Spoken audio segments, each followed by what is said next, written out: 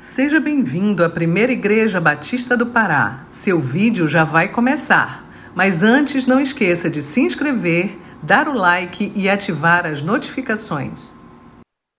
Boa noite, irmãos. A graça e a paz do Senhor Jesus à igreja. Amém? Irmãos, hoje nós vamos trabalhar um texto que está em Tiago, capítulo 5,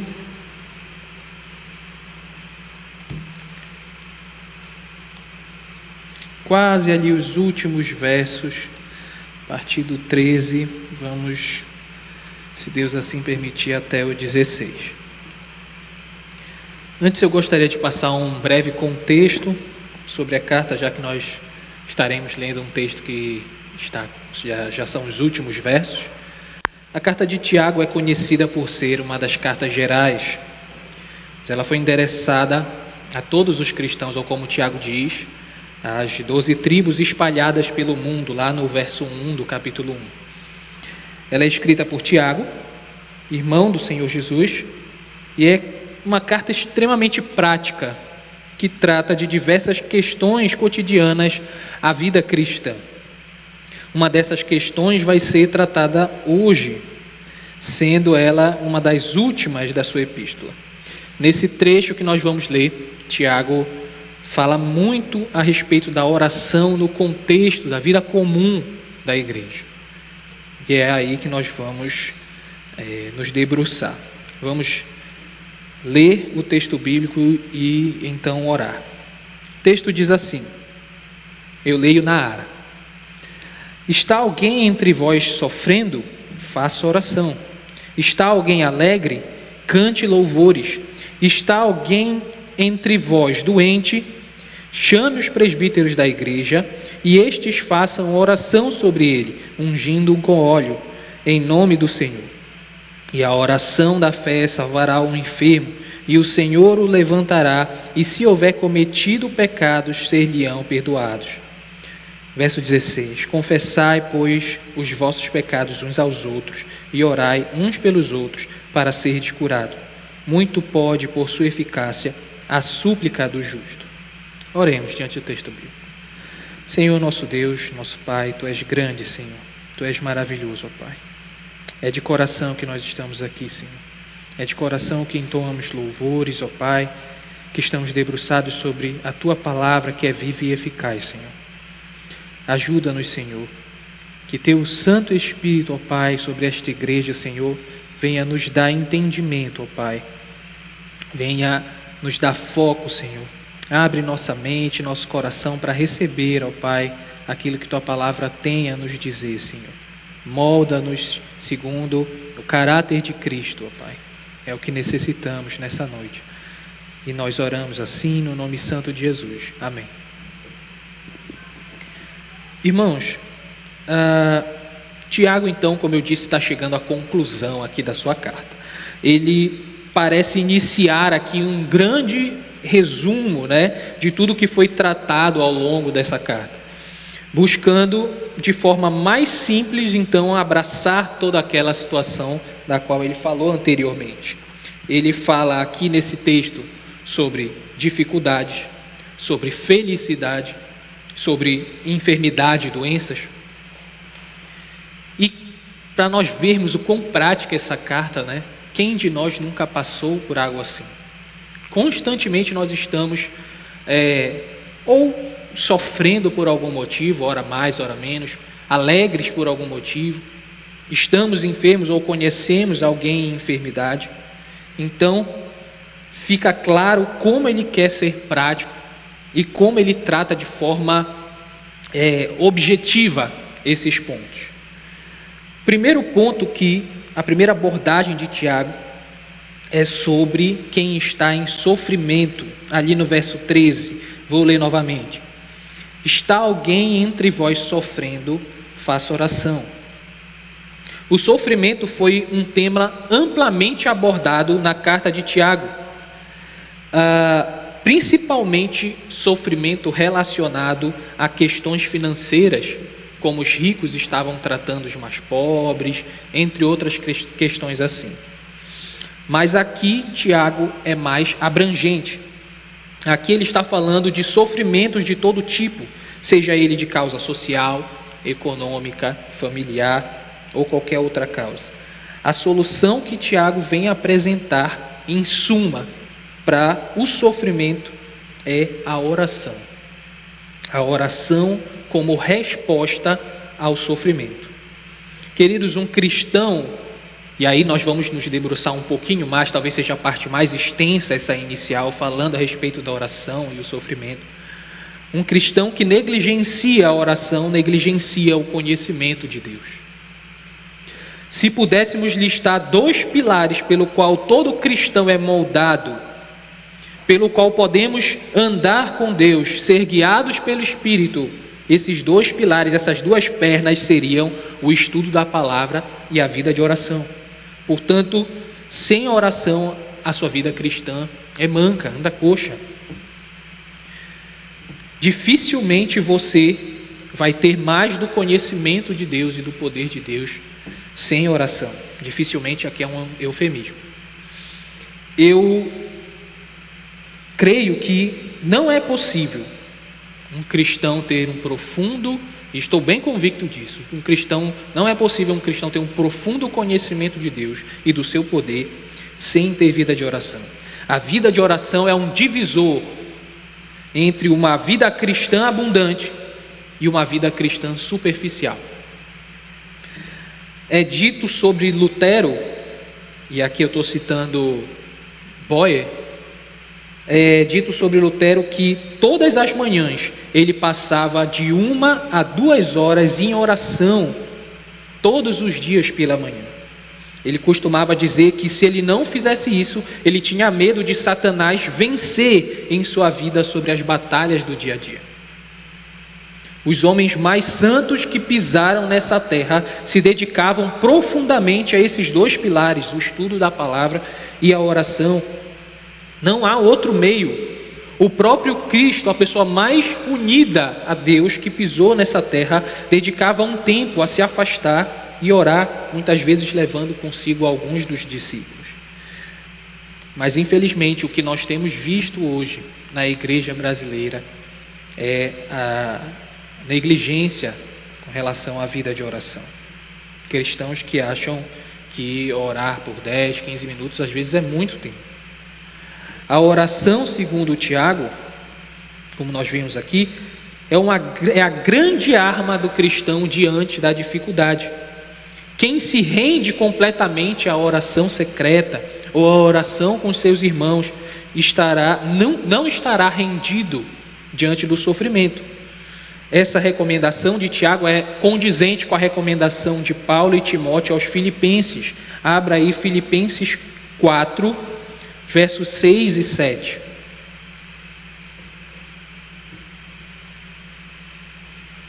A recomendação de Tiago de orar diante da dificuldade é condizente com a de Paulo e de Timóteo aos Filipenses.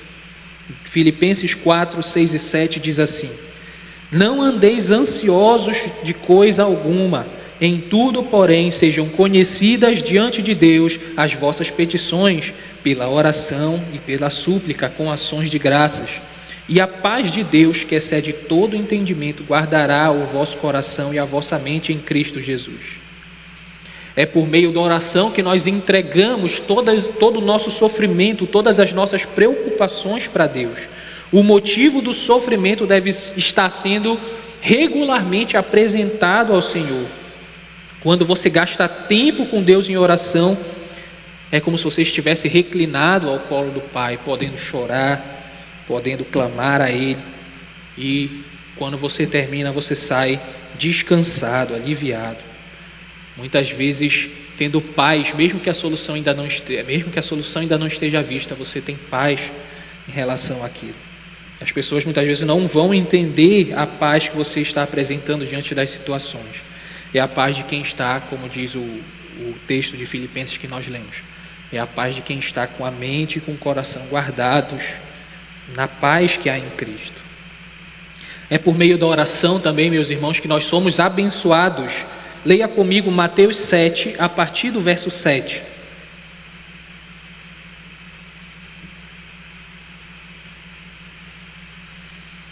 Mateus 7, a partir do verso 7, diz o seguinte: Pedi e dar-se-vos-á, buscai e achareis, batei e abrir-se-vos-á, pois todo o que pede recebe, o que busca encontra, e a quem bate abrir-se-lhe-á. Ou qual dentre vós é o homem que, se porventura o filho lhe pedir pão, lhe dará pedra? Ou se lhe pedir um peixe, lhe dará uma cobra? Ora, se vós, que sois maus, sabeis dar boas dádivas aos vossos filhos, quanto mais vosso Pai que está nos céus dará boas coisas aos que lhe pedirem. O Senhor tem coisas boas a dar aos filhos que pedem. Entenda que não é de acordo com o nosso conceito falho e limitado do que é bom, mas de acordo com o que o Pai sabe que é bom para nós, para nos moldar, para nos fazer, como eu disse, segundo ao caráter de Jesus Cristo, como está em Romanos 8. Além disso, não se trata de qualquer pedido que será atendido. Nós vemos inclusive Mateus, relacionando a oração aqui a um pedido da causa de um sofrimento justo e de questões também essenciais à nossa vida. Nós vemos aqui no texto de Mateus, referindo-se ao pão e ao peixe, a comida básica da época, a base da alimentação. Ou seja, nosso dever diante do sofrimento é pedir, não por causa dos nossos desejos egoístas, mas visando a glória do Senhor, em reconhecê-lo como um Pai provedor, um Pai bondoso e generoso, que Ele certamente é. Todos nós podemos nos chegar ao Senhor por meio da oração confiantes, não em nós, em Cristo, para recebermos sua graça e misericórdia em momento oportuno. É o que nos relata o texto final, ali do final do capítulo 4 de Hebreus. Cristo conhece nossas fraquezas, Ele é o sumo sacerdote apropriado, Ele conhece nossas fraquezas e dores, por isso nós podemos ter essa confiança em sua justiça. Todo ser humano está sofrendo por algo, como eu disse, ora mais, ora menos. Salomão, por exemplo, foi um homem que teve tudo do bom e do melhor que essa vida podia oferecer, mas teve extrema dificuldade, sofreu muito para encontrar o sentido da vida. No livro de Eclesiastes, ele encerra o primeiro capítulo dizendo que quanto mais ele buscava o sentido da vida no mundo, mais triste e aflito ele ficava. Mas no mesmo livro, no último capítulo, ele inicia o capítulo dizendo: lembra-te do teu Criador nos dias da tua mocidade. E essa epopeia pela busca do sentido da vida finda com sua grande suma, seu grande resumo: temer a Deus e seguir os seus mandamentos. Esse é o sentido que Salomão encontrou. Salomão encontrou em Deus a resposta ao seu sofrimento, ao sentido da vida. E eu não sei, meu irmão, qual é o motivo atual do seu sofrimento, e nem o tamanho dele, mas eu tenho certeza que é no Senhor, por meio da oração, que você encontrará a paz. Entregue nas mãos do Senhor o motivo do seu sofrimento o quanto antes. Por acaso existe algo difícil demais para o Senhor? É o que diz as Escrituras em Gênesis capítulo 18, verso 14. Nos nossos dias existem muitos que delegam a oração à função de último recurso. Quando meus olhos já não conseguem ver nenhuma saída plausível, aí eu recorro à oração. Mas perceba que Tiago faz da oração o recurso mais básico diante da dificuldade. Se você ainda não insistiu em oração sobre a causa que você tem, então você ainda não tomou a medida mais básica, a principal medida. Provavelmente você ainda está incrédulo quanto ao verdadeiro poder da oração. Ainda não está vivendo a verdade que está contida no final do verso 16, que diz assim: muito pode, por sua eficácia, a súplica do justo. A nossa oração, meus irmãos, costuma ser aprimorada no sofrimento. É por meio da oração que declaramos a nossa dependência do Senhor, clamando por seu favor, e sabedoria. Costumamos buscar mais a Deus em meio ao sofrimento. O sofrimento nos molda e obrigatoriamente nos exige a batermos na porta celestial com mais fervor.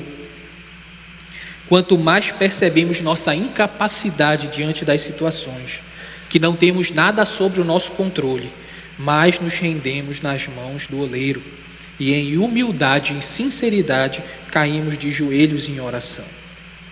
Portanto, meus irmãos, não devemos rechaçar todo tipo de sofrimento. Eles fazem parte da vida, como vimos, e servem para nos moldar. Volte ao capítulo 1 de Tiago, a partir do verso 2, e você vai ver como ele fala a respeito do sofrimento.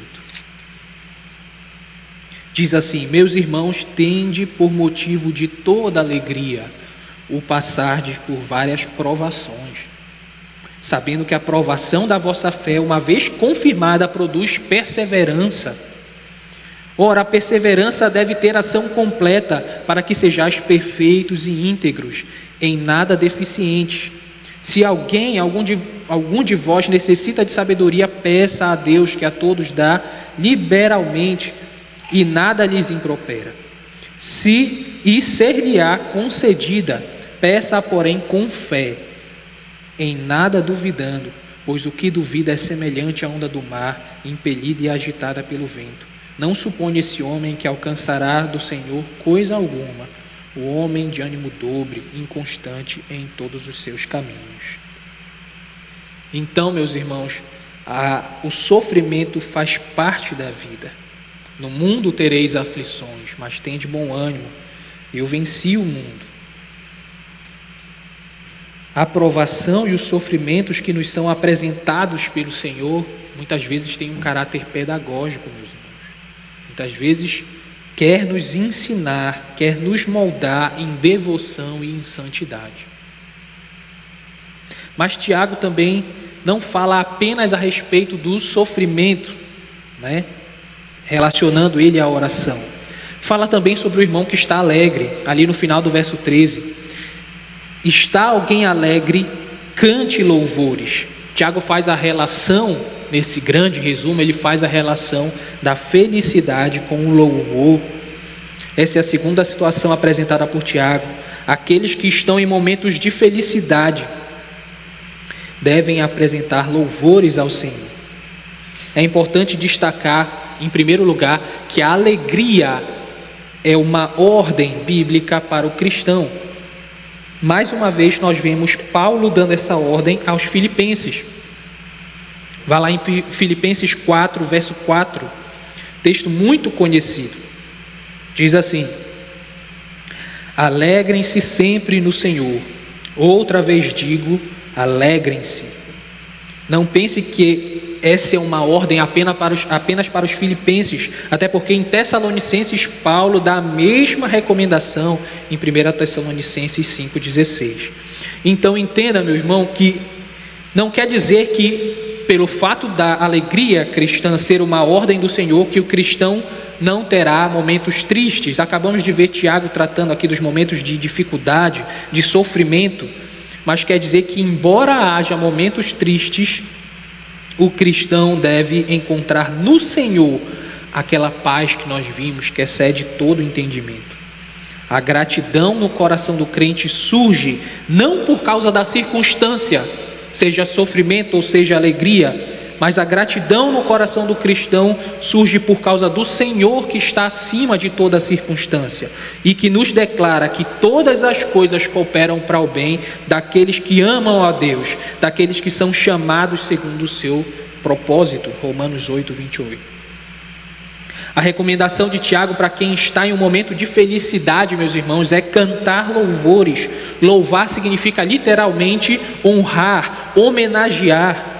Portanto, quando louvamos ao Senhor, estamos glorificando o seu nome por quem Ele é, pelo que Ele faz. Você vai ver, por exemplo, Salmos 28, 7, Salmos 47, 1, são textos que tratam propriamente disso. Louvar é uma forma de demonstrar-se grato a Deus, exaltando o Deus Todo-Poderoso por meio do cântico. Por isso, meus irmãos, não faz absolutamente nenhum sentido louvarmos com caras apáticas e cantos desanimados. Quantas vezes eu já tive a oportunidade de estar aqui tocando ou cantando, mesmo não sendo totalmente afinado, Senhor, me permite isso, mas vejo irmãos entusiasmados na presença do Senhor, ao mesmo tempo que eu olho para o lado e vejo irmãos que estão completamente apáticos diante de um louvor que fala da grandeza do nosso Deus, que fala sobre derramarmos nosso coração diante dele. Não faz sentido algum, meus irmãos, louvarmos a Deus de caras apáticas e canto desanimado.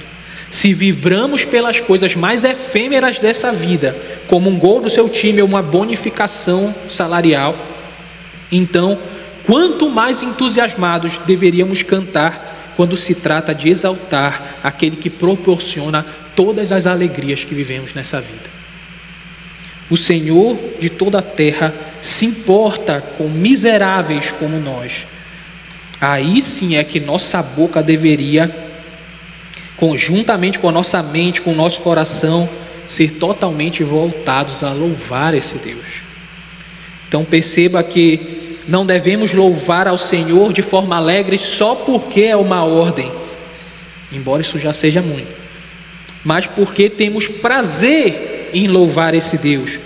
O cântico ao nosso Deus bondoso deve fluir naturalmente da boca dos cristãos. Observe o exemplo de Daniel. E estou citando o exemplo de Daniel porque trabalhamos ele recentemente na EBD. No capítulo 2 de Daniel nos é dito que Nabucodonosor, então rei da Babilônia, teve um sonho que o deixou perturbado e que nenhum sábio soube revelar o que era. O rei, em um ato inconsequente, manda matar todos os sábios do reino. Daniel, porém, pede um prazo ao rei e então vai para sua casa, conta a seus amigos fiéis sobre a situação, para que juntos eles orem ao Senhor insistentemente sobre o assunto. Olha aqui, perceba a oração em meio à dificuldade aqui. Naquela noite o Senhor revela a Daniel o mistério do rei, e a Bíblia nos diz que a primeira coisa que Daniel faz, sua primeira ação diante desse rompante de ver sua vida e a vida de muitos poupada, é louvar ao Senhor. Está descrito esse louvor. Irmão, ore, conte com amigos fiéis, com a sua igreja para a oração, louve ao Senhor na alegria, em casa ou numa tarde de louvor. Se faz muito isso em algumas igrejas pentecostais e é um hábito saudável deles, né? As tardes de louvor por uma grande bênção recebida. Não entregue, meu irmão, a sua boca ao falar maledicente, a murmuração. Não entregue sua boca à imundícia. Isso nem sequer deve ser nomeado no meio de vós, é o que a Bíblia diz. Não entregue sua boca à imoralidade, ao palavrão. Santifique a sua boca, que ela seja usada somente para o que glorifica de fato o nome do Senhor. Tiago também vem tratar a respeito dos irmãos que estão enfermos. Olhe comigo o verso 14. Está alguém entre vós doente?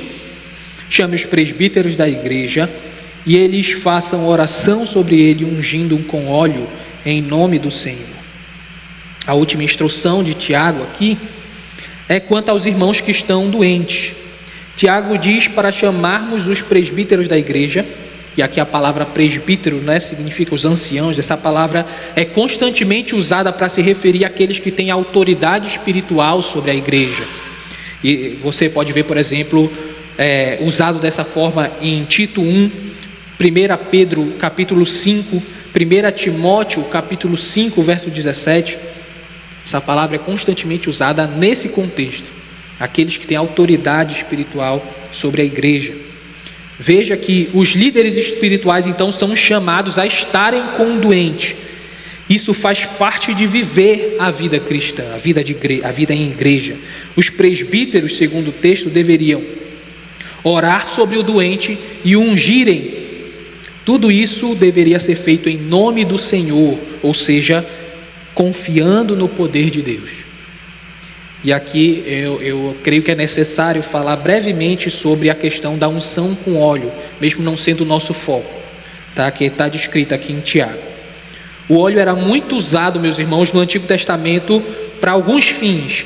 Entre eles, consagrar um novo rei, para que ele fizesse o que a lei do Senhor ordena, para consagrar objetos, para se tornarem de uso exclusivo ao Senhor.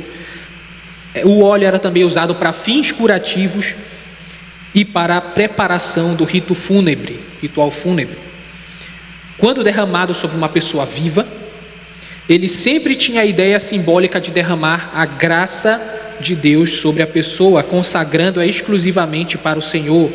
Quando ele era derramado sobre objetos, ele tinha essa expressão simbólica de que aquele objeto ou local era separado exclusivamente para o Senhor. E no rito fúnebre já era diferente. O óleo era misturado com especiarias e passado no corpo para que ele não cheirasse mal. Alguns óleos tinham também, conhecidamente, e tem, propriedades curativas e eram usados muito para medicamentos na época. Quando falamos do Novo Testamento, a unção para a consagração de uma pessoa à obra do Senhor foi substituída pela imposição de mãos. Nós vemos isso, por exemplo, em Atos 6, 1 Timóteo 4, 14. A unção do templo e dos utensílios já não é mais necessária, pois o Espírito Santo habita em nós e a igreja do Senhor que é o seu templo. No rito fúnebre, o óleo misturado já não é mais necessário, pois hoje em dia nós utilizamos outras substâncias para esse fim. Portanto, o uso do óleo parece ter sido substituído ou parece desnecessário em todas as demais funções, mas quando falamos de unção dos doentes, parece ainda haver controvérsia no meio evangélico. Como vimos, o uso do óleo no Antigo Testamento, nos enfermos, tinha fins curativos, propriedades curativas, por causa da propriedade medicinal descoberta em alguns óleos. Eles tinham os óleos como medicamentos. Observe em Lucas 10, 34, se você puder abrir, Lucas 10, 34, por exemplo. Nós vemos essa prática ocorrendo na parábola do bom samaritano, já ia falar filho pródigo, na parábola do bom samaritano, Lucas 10, verso 34, nós vemos essa prática. Diz assim: e chegando-se, pensou-lhe os ferimentos, ou na NVT, tratou-lhe os ferimentos, aplicando-lhes óleo e vinho, e colocando sobre o seu próprio animal, levou para uma hospedaria e tratou dele. Então o óleo tinha esse fim curativo, por causa de sua ação medicinal. Portanto, meus irmãos, em se tratando do texto de Tiago, o que ele está querendo dizer é algo como: dê o remédio ao doente e ore por ele. Sendo assim, não vejo real necessidade do uso do óleo atualmente. Deve nos servir então, meus irmãos, de aplicação sobre isso que foi dito, tá? Que não devemos abrir mão da medicina ofertada pelo Senhor por sua graça comum, a medicina humana, médica, para vencer uma doença física, mas principalmente não devemos abrir mão da oração para apenas também confiar na medicina humana. Afinal, um medicamento só terá efeito em seu corpo se Deus assim quiser e permitir. Nenhum médico ou medicamento passará por cima da vontade de Deus. Tanto é assim que Tiago diz no verso 15, que o que curará e restabelecerá o enfermo é a oração da fé. A oração da fé se mostra então, meus irmãos, eficaz em seu corpo físico, mortal, mas também em sua alma imortal. Veja comigo o verso 15. E a oração da fé salvará o enfermo, e o Senhor o levantará, e se houver cometido pecados, ser-lhe-ão perdoados. Ela tem benefícios para o seu corpo físico mortal, mas também para a sua alma imortal. A palavra nos diz que se aquela pessoa tiver algum pecado que ainda guarda, ele pode confessá-lo, como está no verso 16: confessai, pois, os vossos pecados uns aos outros, e orai uns pelos outros, para serdes curados. Essa pessoa pode confessar, demonstrando arrependimento, e esse pecado também lhe será perdoado. Não porque os membros da igreja estão ali, ou líderes espirituais, eles não têm esse poder para perdoar os pecados, embora Tiago nos mostre que seja de grande importância a comunhão com os irmãos em concordância espiritual nessa hora, mas porque a oração é feita no nome do Senhor e com fé em Jesus Cristo. Duas coisas ainda são dignas de nota aqui, sobre os versos 15 e 16, meus irmãos. Em primeiro lugar, Tiago estende essa ordem da confissão de pecados e oração não apenas aos enfermos, mas a todos os crentes. É assim que nós, cristãos, somos sarados por Deus dos nossos males internos. Como vimos, essa oração da fé tem benefícios ao corpo e à alma. Devemos confessar nossos pecados uns aos outros, a cristãos maduros, como por exemplo seus líderes espirituais, e então orarmos juntos para sermos curados. Há muitos que oram pelo que está lhe afligindo, mas se recusam a confessar seus pecados, talvez por acharem que ainda tem alguma honra a ser guardada diante dos homens, ou por negligenciarem o poder que há na comunhão dos santos.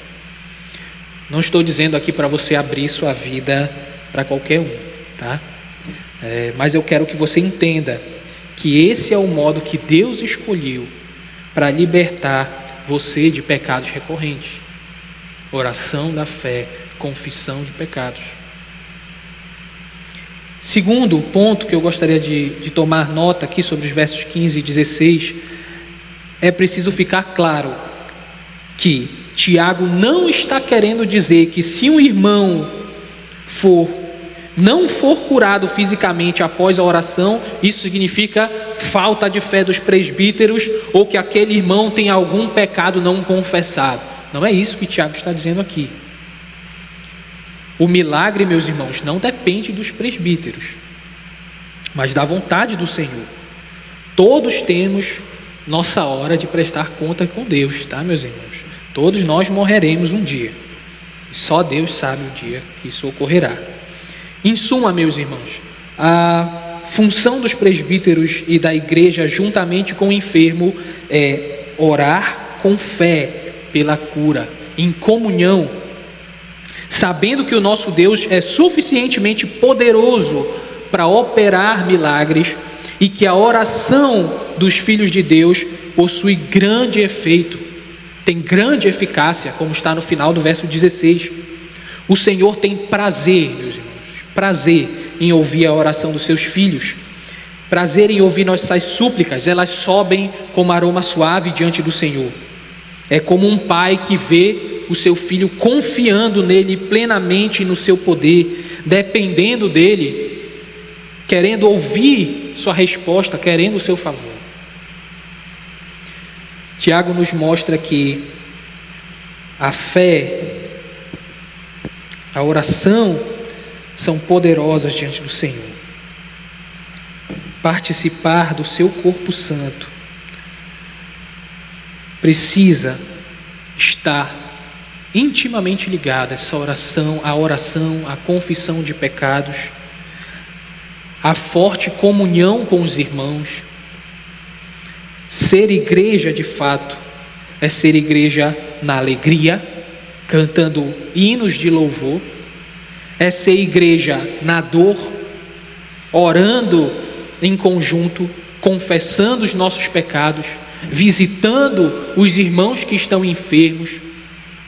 partilhando dos nossos sofrimentos e dores. É ser igreja na alegria ou na dor, é ser um só corpo, é ser como a noiva de fato de Cristo, na alegria ou na tristeza, na saúde ou na doença. Essa comunhão fiel é parte da essência, meus irmãos, do que nos faz igreja. Eu gostaria de encerrar essa mensagem de hoje ressaltando, meus irmãos, que a nossa religião, a religião cristã, o cristianismo verdadeiro, é vivido em comunidade. Ele é vivido no partilhar, no dia a dia. Como eu disse, partilhando das dores e partilhando das alegrias.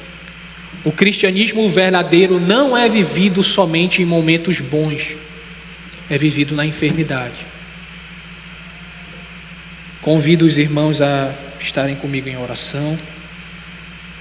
Que o Senhor nos abençoe, que o Senhor nos auxilie a sermos igreja verdadeira, irmãos verdadeiros, que conhecem da vida um do outro, mesmo numa igreja grande como a nossa. Que a gente se interesse por pessoas de fato. Oremos. Senhor, Pai bondoso, Pai querido, oramos a Ti, Senhor, com o coração, ó Pai, contrito, Senhor. Gratos a Deus por Tua palavra, que nos instrui a todo momento, em todas as circunstâncias, Senhor. Quer nos dias bons, quer nos dias que consideramos maus, Senhor. Tu estás ali. Obrigado, ó Pai, porque podemos ter acesso a Ti a qualquer momento, Senhor. Clamando com a oração da fé em Cristo Jesus. Obrigado, meu Deus, pelos meus irmãos, ó Pai, que estão aqui e aqueles que não puderam estar presentes, Senhor. Obrigado porque eu posso contar com eles, ó Pai, para partilhar das minhas dores, das minhas alegrias, das enfermidades. Obrigado, Senhor, pelo amor sincero que eu percebo dos meus irmãos. Ajuda, Senhor, aqueles que ainda estão resistentes, ó Pai, com o coração ainda enrijecido, Senhor. Que Tua palavra fira o coração deles, Senhor, e quebre o coração de pedra, ó Pai. Oro também por aqueles que estão entregando sua boca, ó Pai, somente a murmuração, Senhor, em relação à Tua igreja. Tem misericórdia, Senhor, e toca-os para ver as benesses da vida cristã em comunidade. É o que nós oramos, no nome santo de Jesus Cristo. Amém.